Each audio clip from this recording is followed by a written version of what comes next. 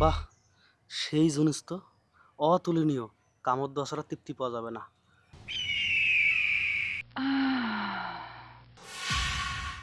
ধ্যাৎ,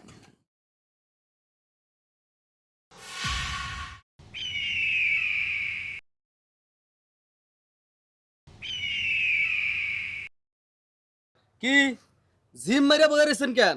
আপনি আমারে কইছেন আপনার ননদ কবুল করার সাথে সাথে আপনি আমার পাওনা দাওনা বুঝাই দিবেন, এনে দিতেছেন না কে লেগে? আমার দোকানের সবচেয়ে লেটেস্ট গহনা যেটা, এটা আপনি নিয়ে আইছেন। এখন জিম মেরে বলেছেন কেন? তখন তো খুব কইছিলেন বড় বাড়িতে বিয়ে দিতেছেন, টাকা দিতে একটু দেরি হইব না। আপনারা এই কথা কইছে তাই না? সেম কথা আমারে বলছে। কি বলছে জানেন?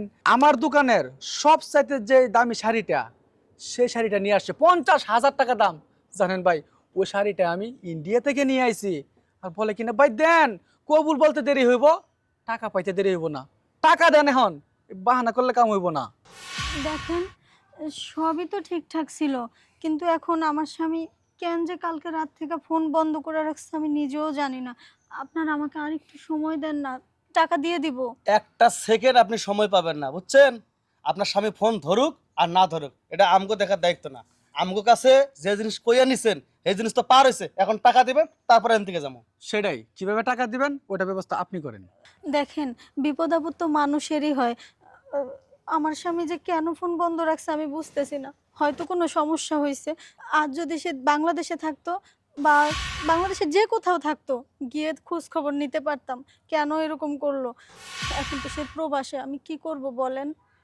কিছুটা দিন সময় দেন আমাকে। হ, সময় দেওয়ার দরকার, কারণ যে জিনিস আপনি দেখাইছেন। কি বলেন ভাইয়া? আহা ভাবি, হ্যাঁ, দেখেন না, আমি হচ্ছে স্বর্ণের দোকানদার। এই ভালো করে চোখ দিয়ে পরীক্ষা করে জিনিস কেনা এবং বেচা আমার দায়িত্ব বা কর্তব্য। ভাবি শোনেন, আপনার সময় দেবো। এই যে যে জিনিস দেখাইতেছেন না, এটা যদি একটু ধরতে দেন, সইতে দেন। শুধু কি বলেন ধরতে আর কথা? সুইতে দিলে হইব, হ্যাঁ। খাইতে দিতে হইব না। এইটা তো পরেরটা পরে, তা কি কন? সময় বাড়াবেন না এখনই টাকা দিবেন? না না, ঠিক আছে, সময়টা বাড়িয়ে নিব। এই তো বুঝছেন, এই জন্য আপনার এত ভালো লাগে। আগে বিশ্বাস হয়েছিল, এই জন্য তো বাকি দিছিলাম। তা ভাবি, বাড়ির তো আর কেউ নাই তাই না? না, তাহলে আসেন। এই যে ভাই, আপনি হচ্ছেন কাপড়ের দোকানদার, আপনি কাপড় পরে চেক করবেন। যান ওই জায়গায় দাঁড়ান। ঠিক আছে, আমি ওখানে গিয়ে দাঁড়াইতেছি। কিন্তু হ্যাঁ, চেক করতে গিয়ে আবার বেশি দেরি করেন না ভাই, কারণ আমারও টাকা আছে তো। যাই, যান যান, চালু করে যান। ভাবি, এই জায়গায় দাঁড়াইলাম।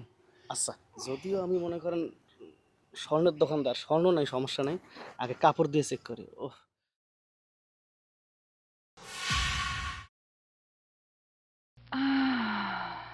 বাহ, সেই জিনিস তো অতুলনীয়। কামড় দেওয়া ছাড়া তৃপ্তি পাওয়া যাবে না।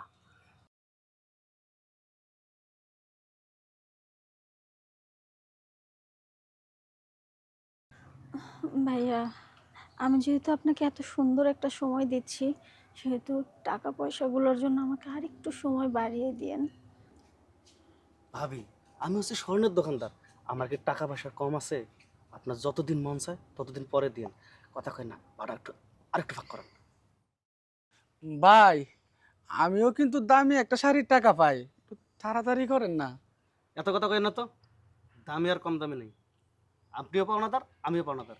কাজটা করে হলে তারপরে উঠবো। চুপ করে দিকে তাকান। ভাবি, যান, সময়টা বাড়াই দিলাম, ঠিক আছে? পুরো ঘাইমে গেছে স্বর্ণের দোকানদার তো। তাহলে স্বর্ণের দোকানদার একটা যেহেতু পরিশোধ করে লাইছেন, এখন তো আমার পালা। হুম, তা তো জানি। আসেন। চলেন। আপনি আবার বাকি থাকবেন কেন? তাই তো, কাপড় নিছেন, কাপড়ের দাম দিবেন না? হ্যাঁ, তা তো অবশ্যই। পা দুটো উপরে তুলেন। আমি আবার উপরে না উঠলে মজা পাই না, বুঝছেন?